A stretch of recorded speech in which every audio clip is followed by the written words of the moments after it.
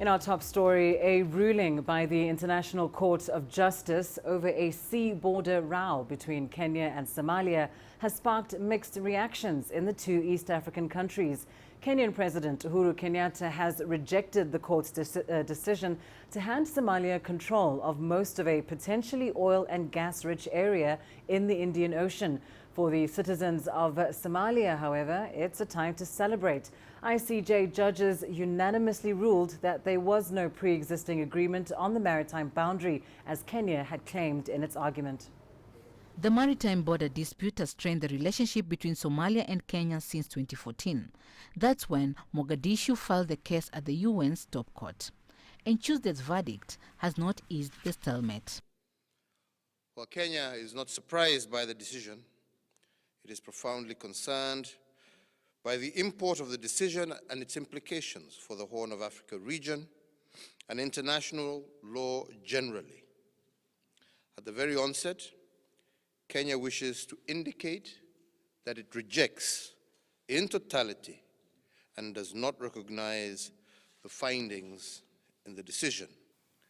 This decision is, in the circumstances, a zero-sum game, which will only strain the relations between our two countries.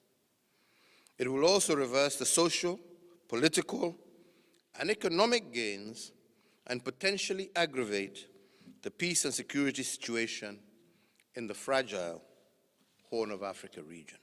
His Somalia counterpart, President Mohamed Abdullahi Mohamed, however, sees the ruling as an opportunity to strengthen ties between the two countries.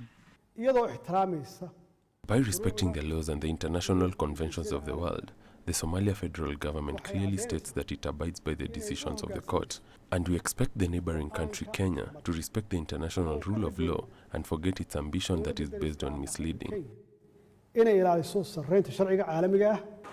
Somali citizens are also happy with the outcome. It's a big happy day for all Somali people after ICJ verdict on the Somalia-Kenya maritime dispute.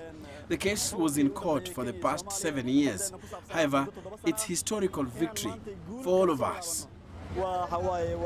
We should not celebrate because it's our territorial waters and we should possess it.